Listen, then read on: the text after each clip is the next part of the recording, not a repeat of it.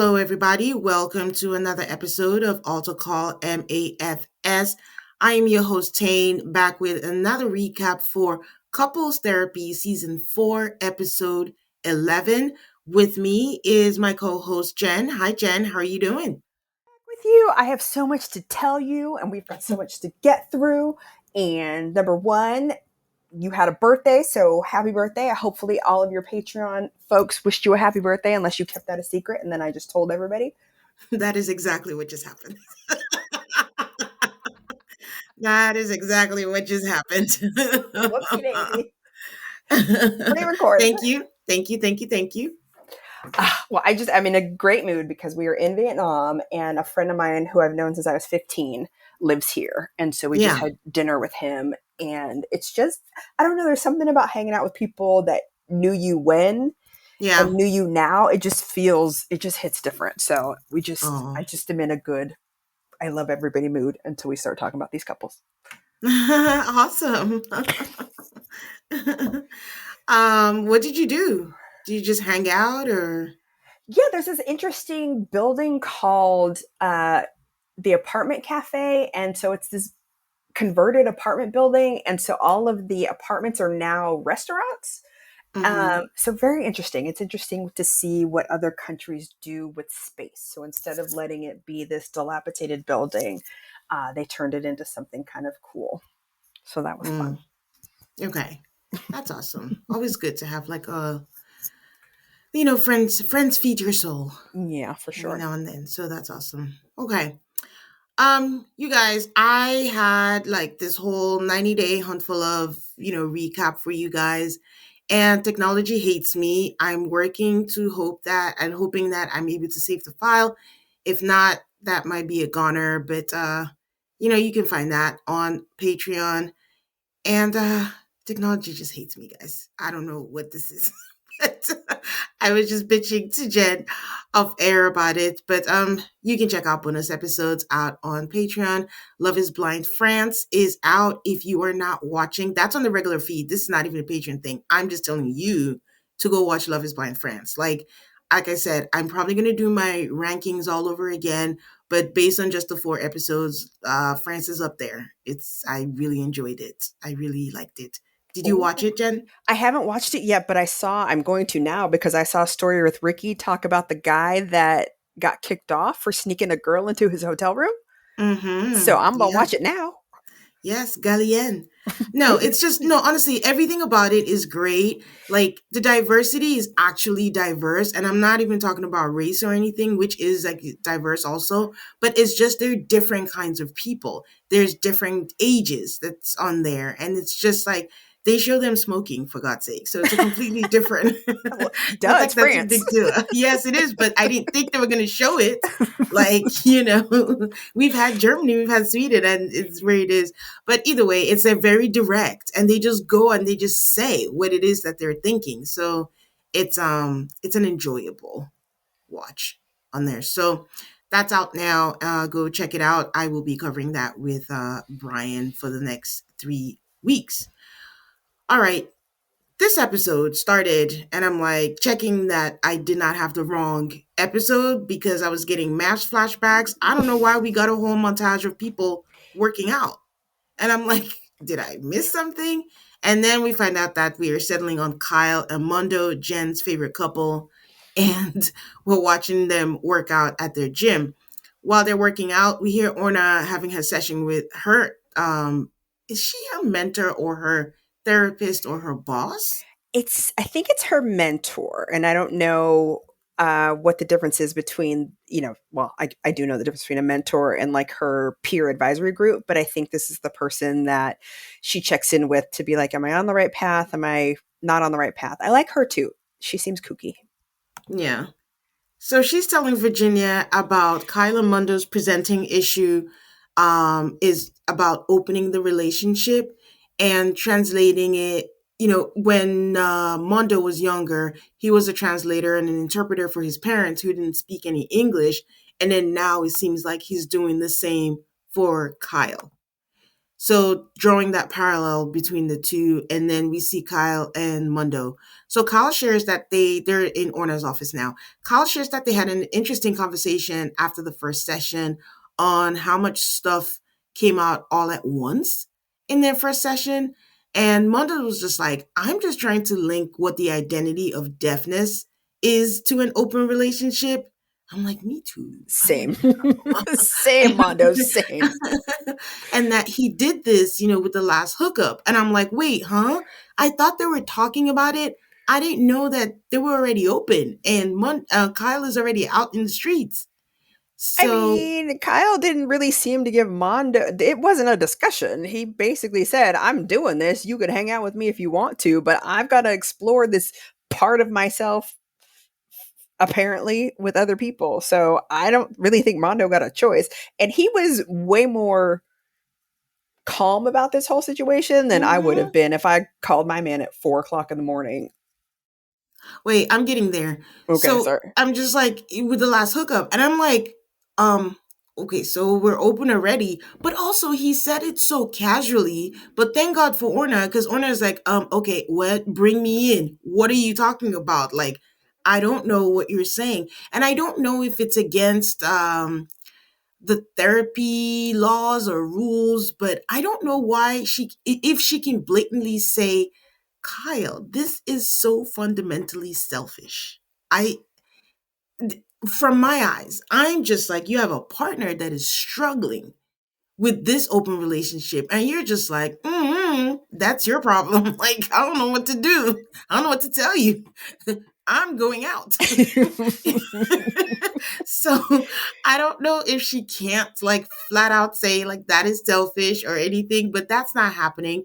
But to what Jen was saying, Mondo shares that Kyle was out with friends up until 4 a.m. And then he texted him and was just like, I'm just going to assume that you hooked up with someone. And Kyle, ever being so sensitive, is like, yes, you are correct.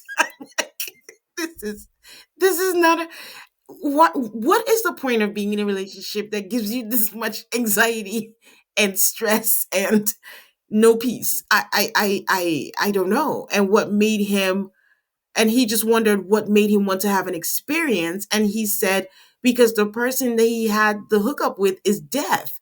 And he's like, yeah, I don't know, there was a connection. And then Mondo says, when I look back, everyone he's been with is deaf. And I'm like, Jesus, this.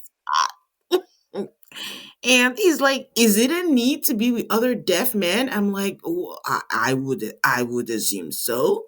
And Honor is like, "Are you asking?" Because I have to say, I didn't think I was going to laugh in this episode because it was a lot, but thank you for bringing this levity into my life. As I don't think, or I don't think, and I think this is why people get frustrated or worried about going to therapy because I think they want the therapist to give them to answers. blame some. Yeah, and I don't think that's the therapist's job. The therapist is to help you make connections. And Yeah, I think she did a good job with that because it would be so easy to be like, why are you two together? Get out of here. Because Kyle's going through his hoe phase and that has nothing to do with you, Mondo. So give him a hug, pet my dog, get out of here. But um yeah, I don't all of this was so convoluted and there's so much stuff about okay, so can Kyle not connect with his deaf gay community without sex? Like I understand, hey, you were kept from this community for a good chunk of your life. So I understand the need to connect with not only another deaf person, but a deaf gay person, but why do you have to have sex with them? Like, why can't you just be like, hey, let's talk about how life was crazy? Why do we yeah. then have to have sex when it clearly hurts Mondo? That's my toughness here. And I try to put myself in somebody else's place to think, is there an equivalent? And no, there's not an equivalent. Like you can connect with somebody without doing it sexually. And that's the tough part for me to try to feel sympathy and empathy for Kyle here. I think if the parallel drawn was about him having to hide his sexuality, I could understand that. Like he was repressed and now he wants to be free. And now I'm like, well, do it without the confines of relationship. but no, it's being drawn towards the deafness, and it seems like his preference is deaf men. So then it does beg the question, so why are you with me Exactly. if everybody you've been with except me is, deaf? Hmm. And then it also begs the question, Mondo, why do you think you have to go through this and Right. you have to burn or set yourself on fire to keep Kyle warm? You Ooh, do not good have to. analogy. You have agency to be like, I will not put up with this. And then that way, you can find someone that gives you peace and is in a monogamous relationship like you want on the same page. And Kyle can be free to explore. I just sounds so easy to me. But All right. So they asked, well, Honor says, are you asking? I guess it's a question hanging in the air. And Kyle is like, I don't know. I think what I wonder is what would our relationship be if he were deaf? Well, he's not. Right. He's not. So we're never going to know. But it would be real curious if Mondo ever said, "Hey, I need to connect because I've lost, connection with my family. I need to connect with another person who is of Latin descent. So I'm going to go off and just, bang out all these Latin dudes while you're hanging out with all these deaf dudes. Cool?" And see what Kyle says about that. Yeah, since we're doing things that I can, like, oh, Alex, things that I can never, ever, ever be. Right. Let's see what that happens. Now, my little armchair theory, that is like a 0.005%, is I wonder if Kyle is enjoying being in a position of the majority, which he's never been in his life, like what he said, where, he was deaf and they were kind of like, when they moved, they weren't really accepted and stuff like that. And now he's with someone where he has the upper hand. And what is really getting him off is the way Mondo is so, the deference Mondo gives to him. Because to your point, what if Mondo is like, you know what? I agree. I'm going to be open to, because right now it's a case of, if it makes him happy, like, it's not like if it makes him happy, fine, go do it. It gives me my space anyways. It's more like, I'm struggling, but if it makes him happy, let's go. And I wonder if Kyle kind of enjoys that. Well, that would make him a monster, Eh, which I think he is. but he might not even know No, that no. that's what he's getting off of. And Like, that's what just Orna's having, for. yeah, that upper thing. But that's why I said it's a 0.005 armchair theory, because I think I'm also so bothered by how flippant he is. In all Yeah. of the things that's been said, he hasn't even said, I recognize that this may be difficult for none. Right. There's nothing, there's no sympathy for him, no consideration for him. It's just like, I need to do this, I need to do this. And poor Mondo was like, why do you need to do this? And you can't even tell him why. Right. So to Exactly. me, it just seems like a desire, a whim, which is fine. You can have that. I just don't drag somebody else's emotion into that.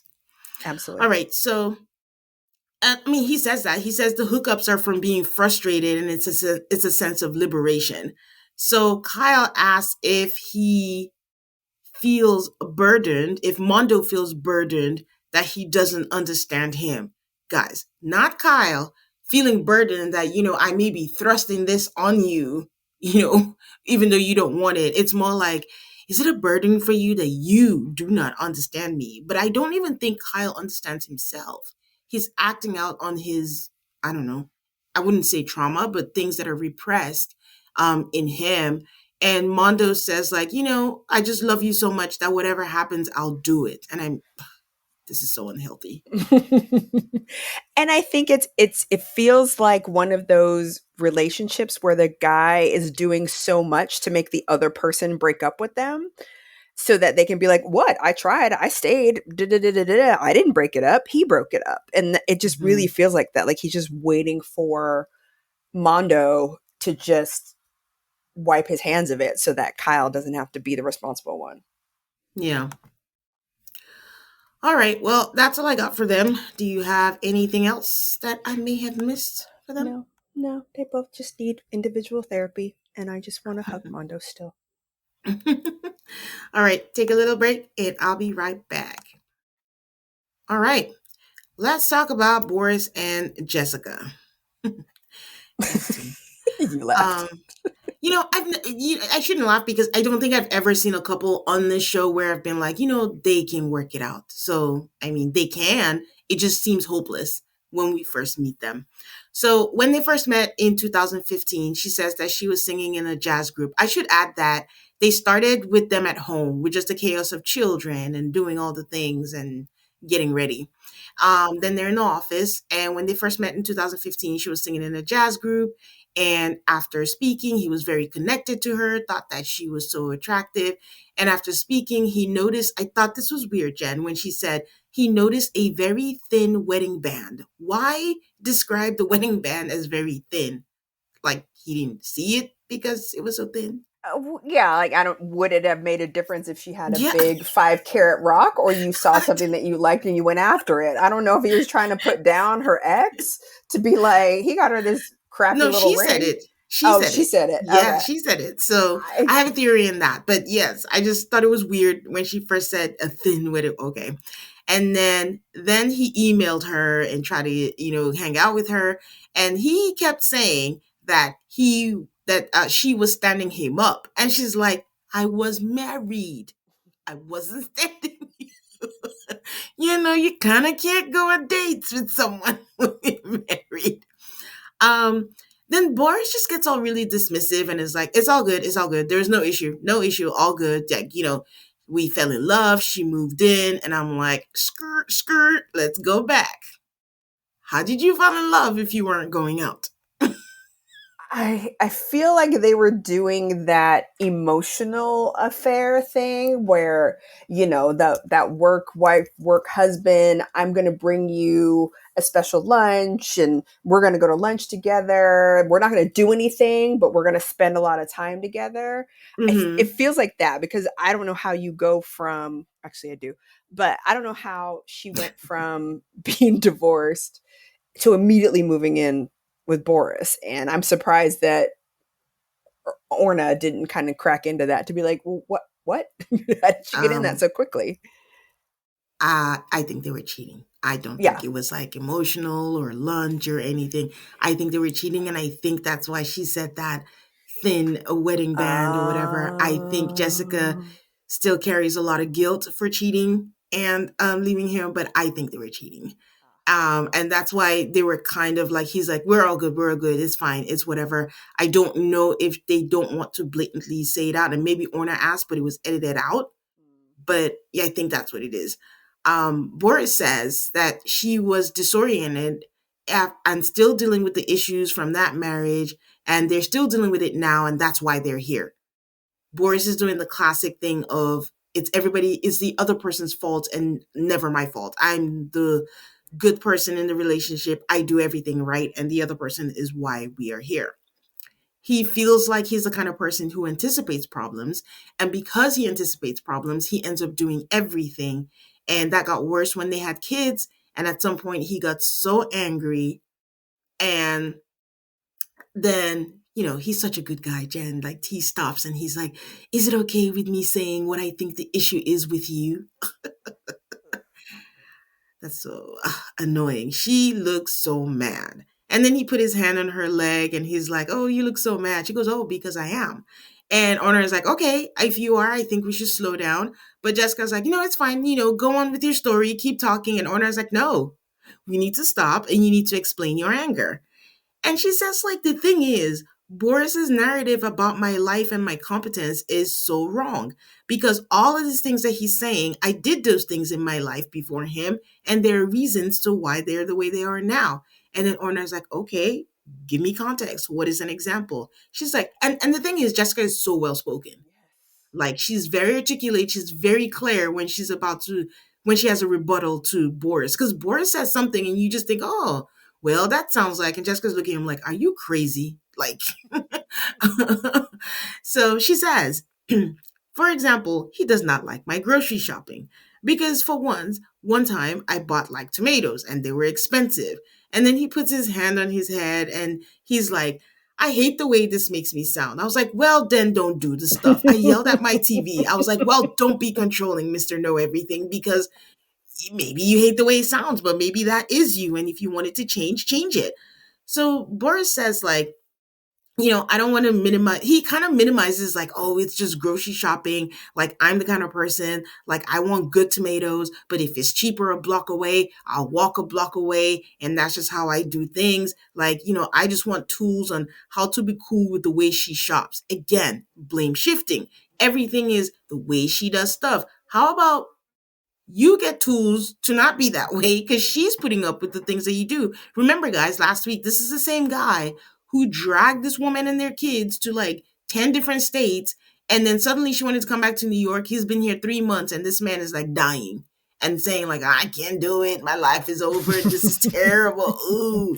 So, yeah, he's a spoiled little brat. And again, I didn't realize until they showed their kids at the beginning. Their kids are little. Like, y'all are early and you got a long way to go with raising these kids together.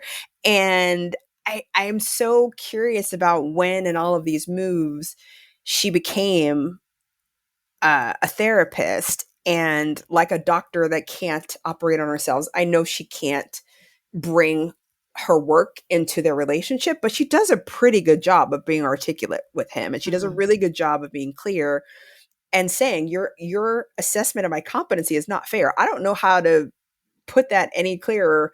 That's not going to escalate the situation. I think she's good at kind of managing his emotions because I could see him when he's like, I don't care about tomatoes. Sir, you do care about tomatoes because this is 2 episodes and you've brought tomatoes up twice. So you care about tomatoes. yep. And yeah, so he talks about that. And then Honor is like, okay, we get the grocery shopping. Can you give me a few other things that, we can focus on? Jessica takes a deep breath and is like, listen, this man finds me forgetful, unreliable, flighty, not trustworthy. Therefore, because he thinks I'm all these things, he feels I must do all the things. And she says, I have never been in that role in any previous relationship, but in this relationship, I have been shifted into that role. And how I've been shifted into that role is a mystery to me. And I just thought this was powerful, not in a good way. I thought it was powerful because my heart hurt for her Yeah. that she recognizes that this is how her partner, who she's supposed to be doing life with, sees her. And none of these things are good. But And it's like, also, not once did he go, no, I don't see you that way.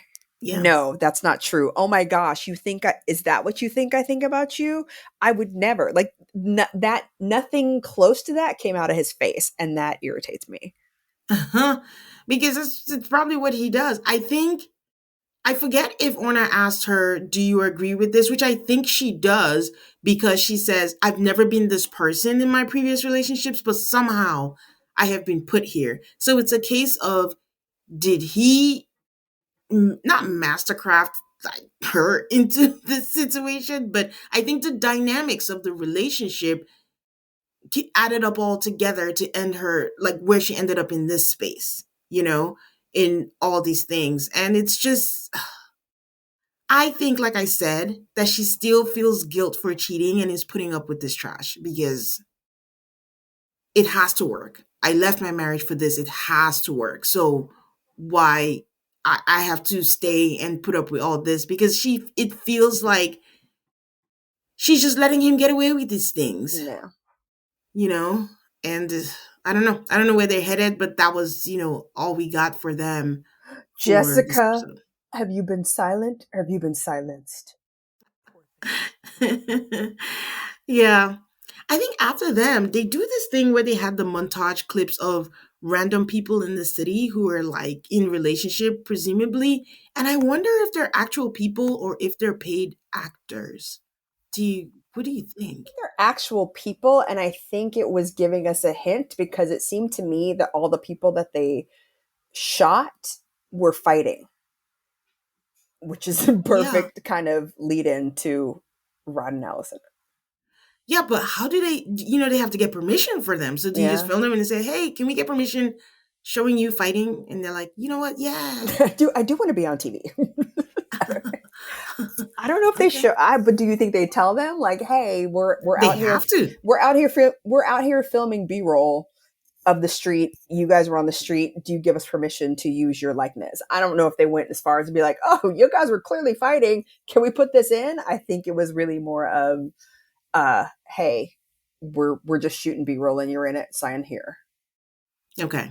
All right. That makes It's sense. for Netflix. Oh, Netflix. Psh. It's showtime. Oh, sorry, Showtime. Yeah. Okay. All right. We're taking a little break because we need a break before we talk about Rod and Allison. And we're back.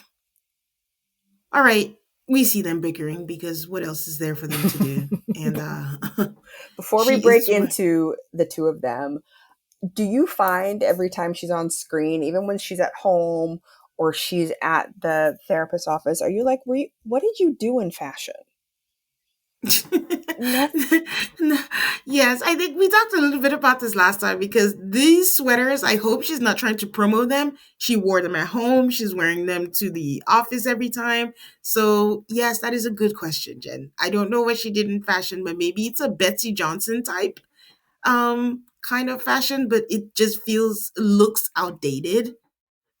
Was she like Kelly Cutrone? I don't. And so she was behind the scenes, but she got free stuff, and she wants to wear every free thing she's got. I don't know. Her fashion at home confuses me. I thought the ponytail thing was like, oh, maybe they rushed to therapy from, I don't know, them taking care of the kid, but she's in that pony 24/7 so far. Yeah. I mean, but Allison does look like she's in a phase of her life. Like she admitted that, she's kind of in a rut, but she does look like and feels like she's not given up, but just doesn't know what to do. And it's just that, you know. Good word. Okay, so they're talking about what happened. They said they were doing good, but the night before was really terrible. Orna's like, what happened? And she's like, sorry, as a sidebar, I think Orna should never get rid of the shape of her eyebrows because they just add character to everything that she is. Like, she does this thing where she sits and she's looking at them with her head all the way down, where her chin is touching her neck.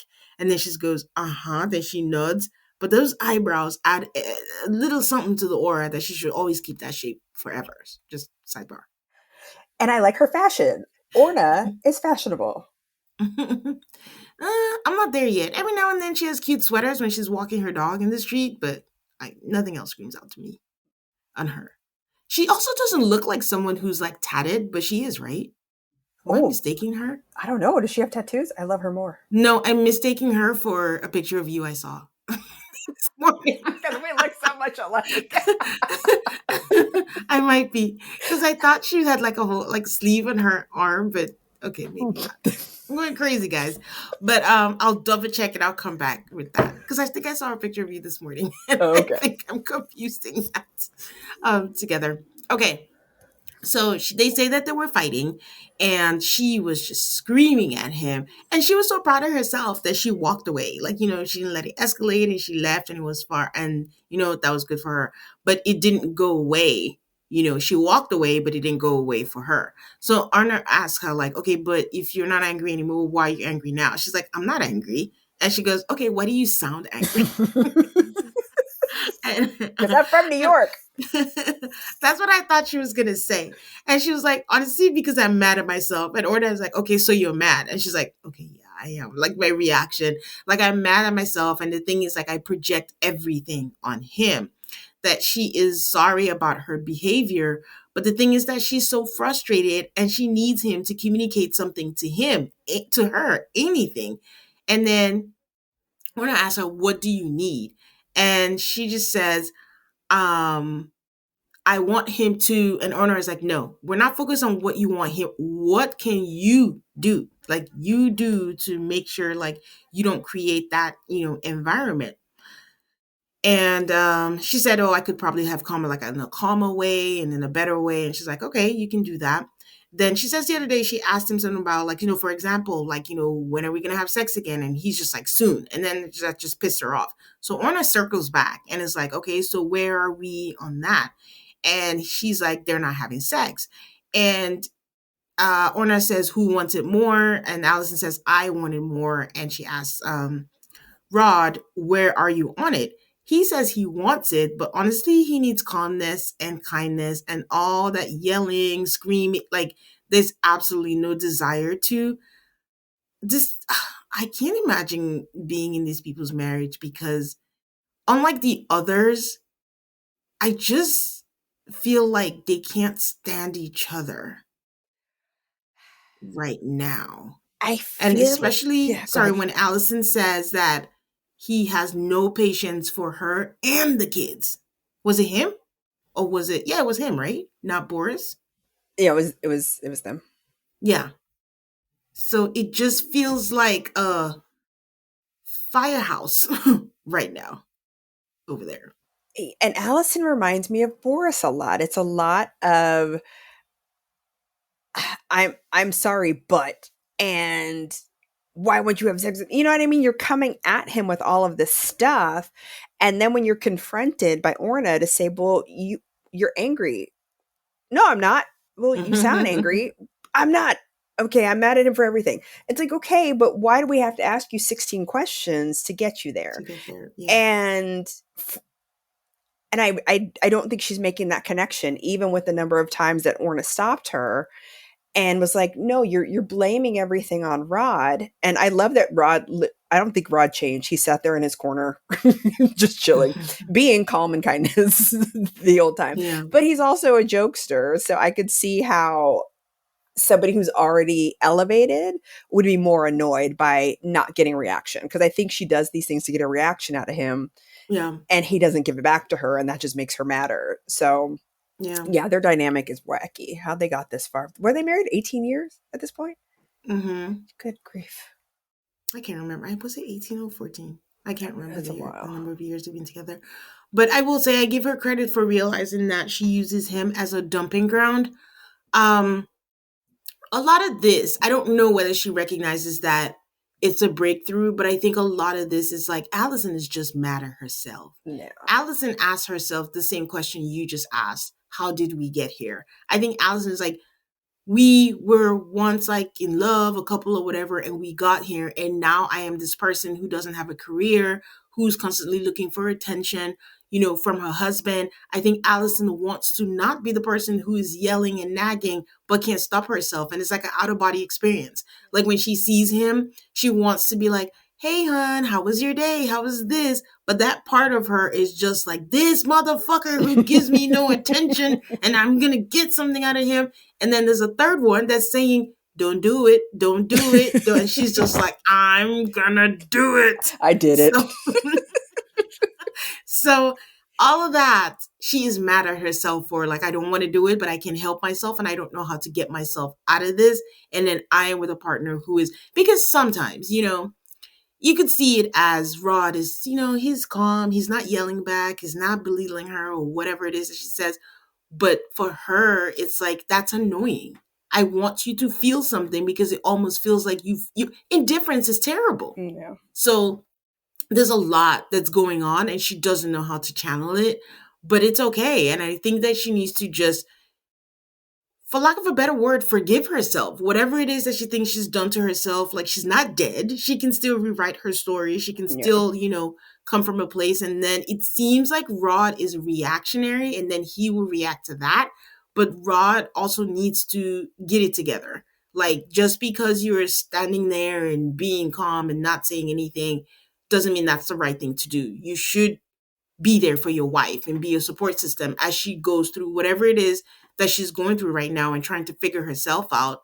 I'm sure she's mad just you going to work because I think the argument was he came back and she just laid it on him. You should walk the dog. You should do this.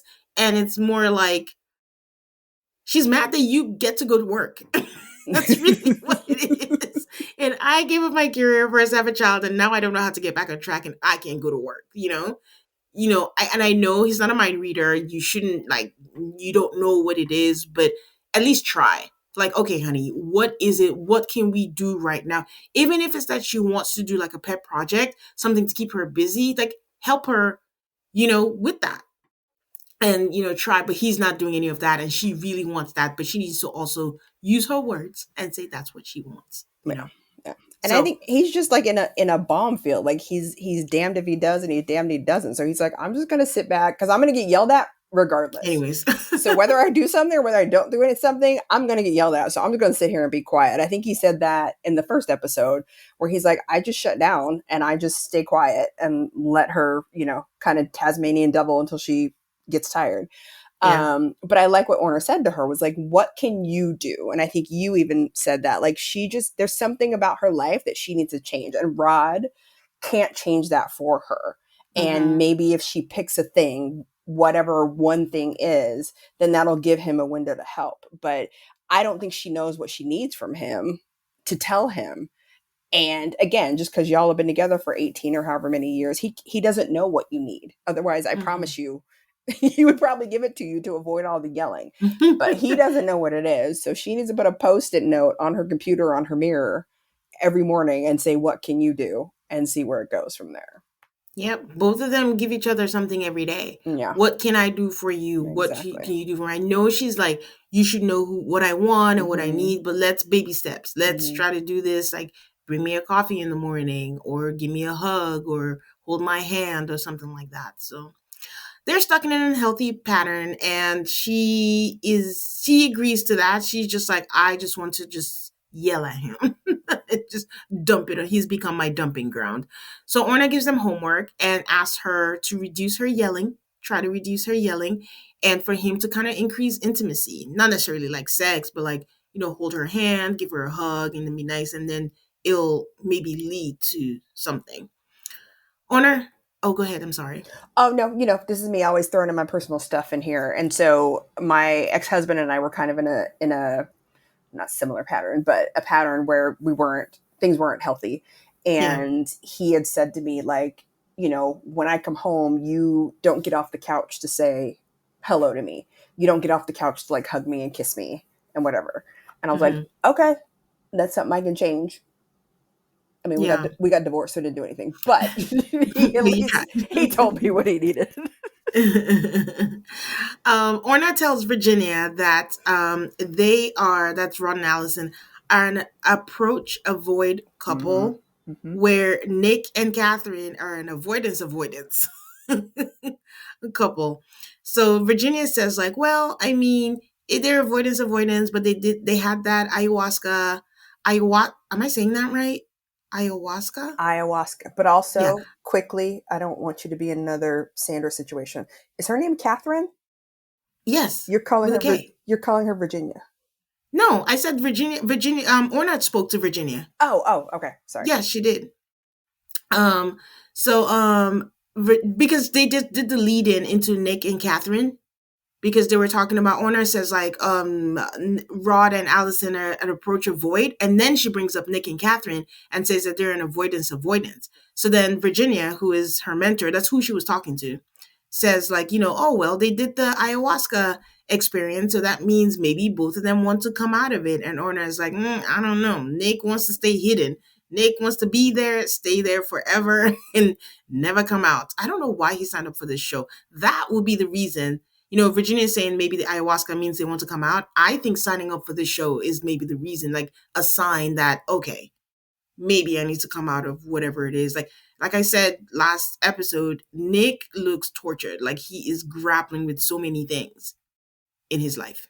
And he just sounds like he's not ready or able to connect with anything. I think, and you'll get to this when you do Yeah. their discussion, but it's like he's not able to tap in to anything emotional at all.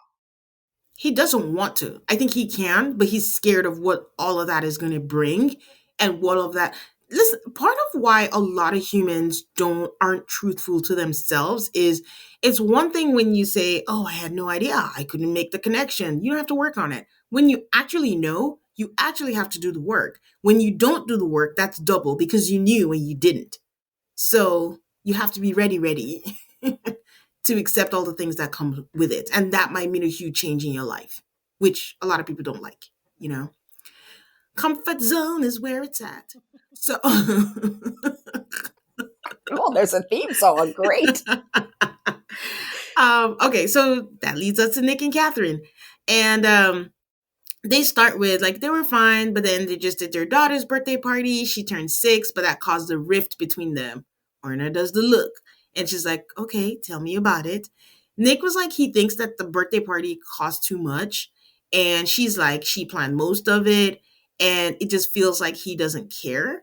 She says, she wants him to come to her and kind of ask how he can help, and then after the party he was like watching a movie as she cleaned alone, and I'm like, oof.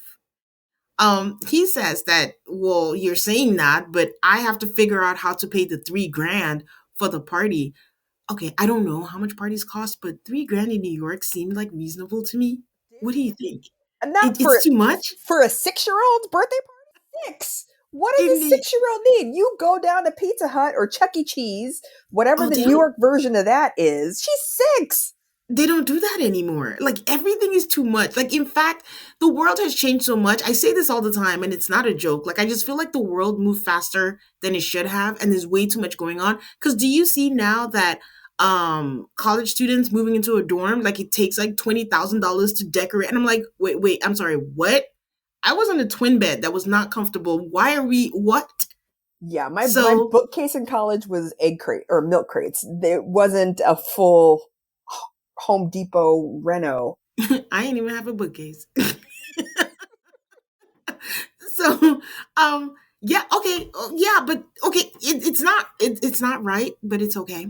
And they just I like I haven't this. had anything to drink this morning, I promise.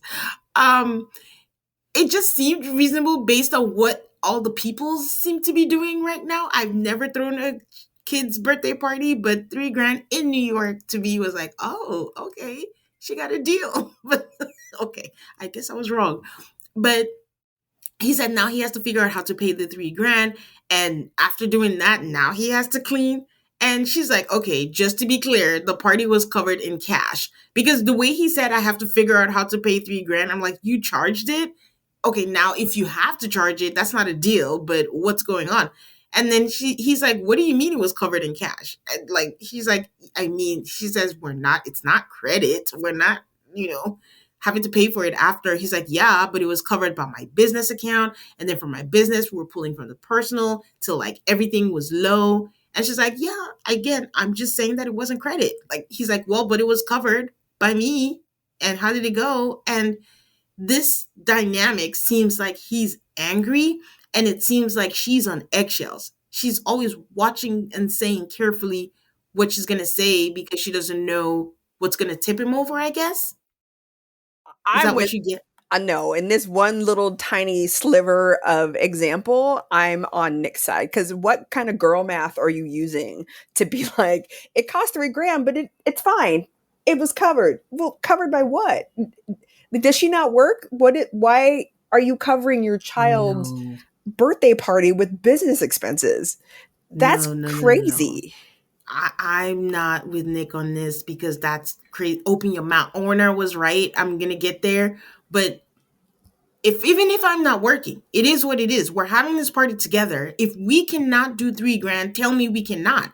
But don't do it and then come over and say, "Oh, this is that." Because she said when he told her we can't afford, I can't remember what it was, and then they took that off. The She cotton did. candy machine. The cotton candy I machine. think they kept that one. It was something Did else, they? face Okay. painting or something.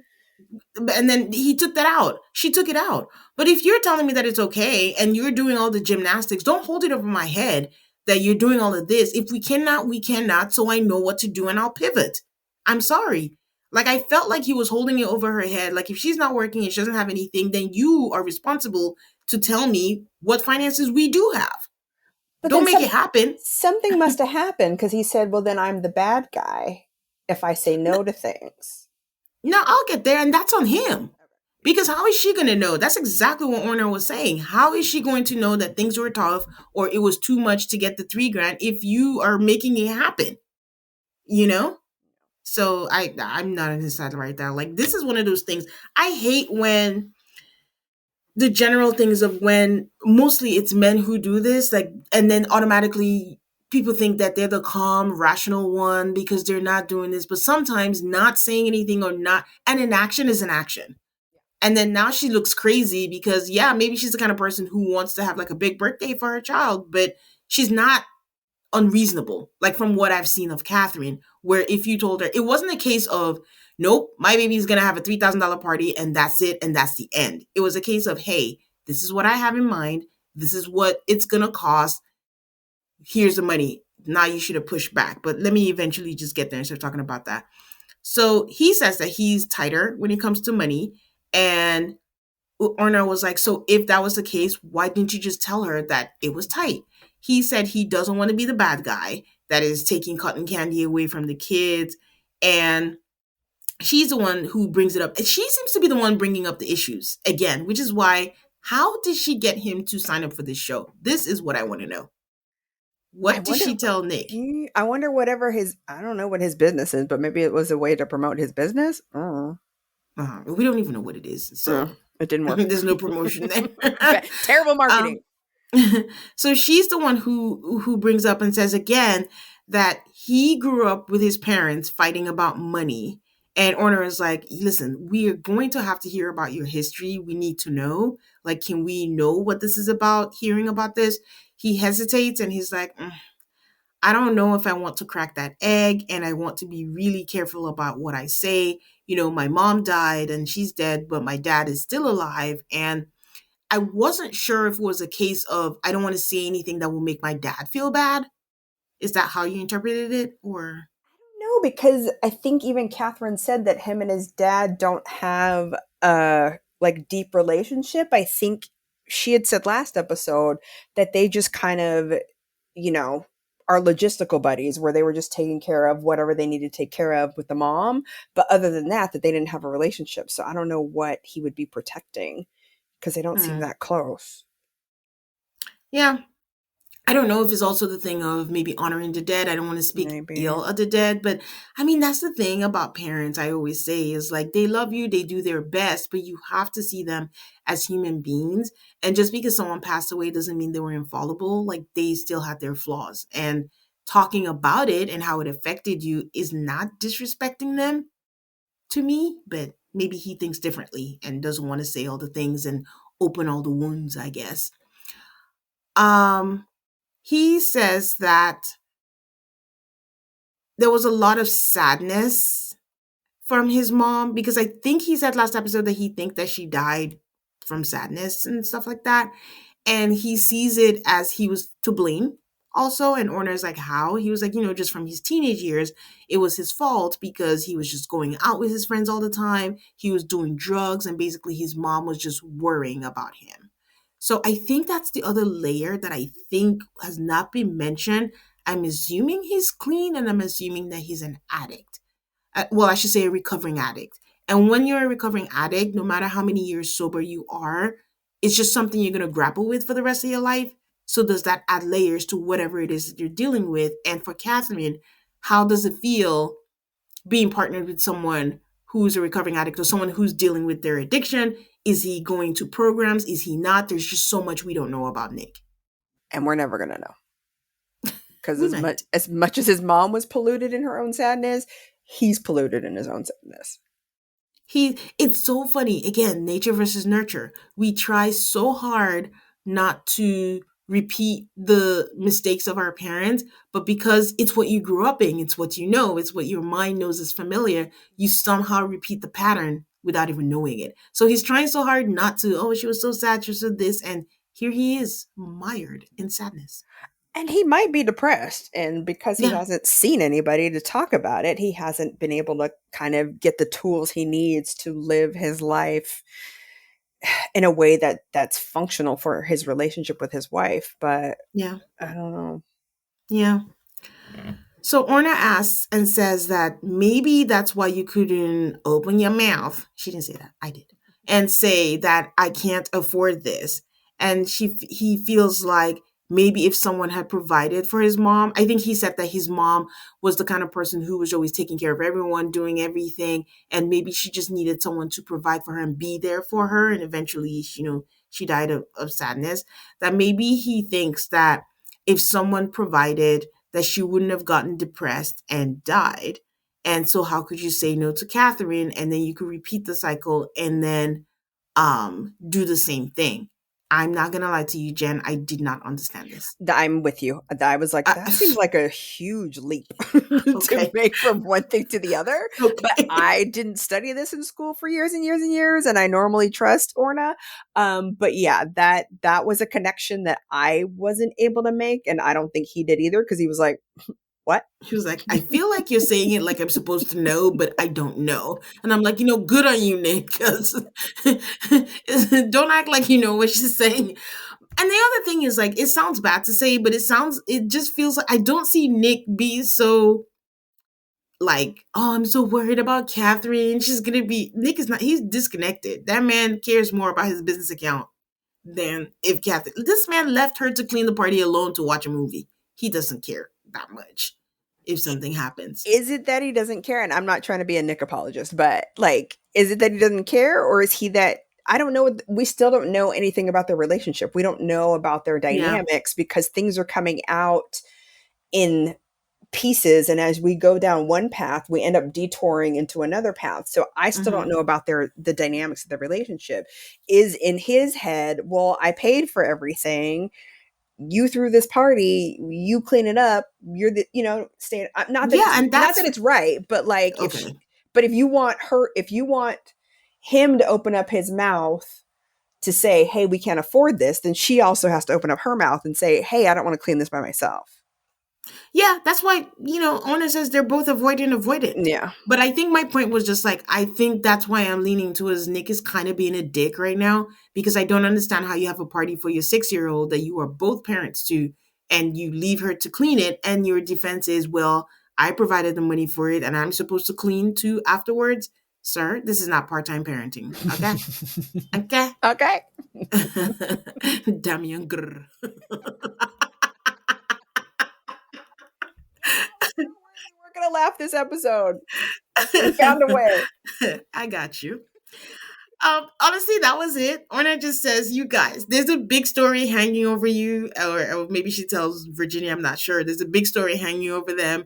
I don't know if I'm ever gonna unearth it, but I kind of feel like maybe they did, and that's why they were included in the season because there has to be like some kind of story development. If eventually their story doesn't lead to anything, I'd be surprised.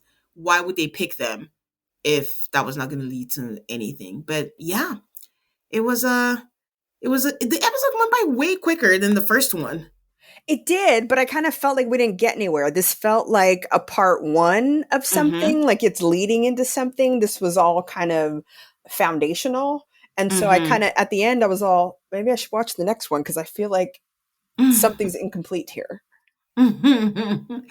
Yeah, so that was it. So, I'm really enjoying this rewatch. I hope you guys are watching or even if you're just listening, sending any questions, sending your theories, sending what you think about these couples because it's so fascinating. At the end of the day, I still give them props for coming on TV and talking about their, deepest, darkest, troubles because even though it's couples therapy, you find out things about yourself individually and that's never easy doing the work. So, Yeah. appreciate it with them.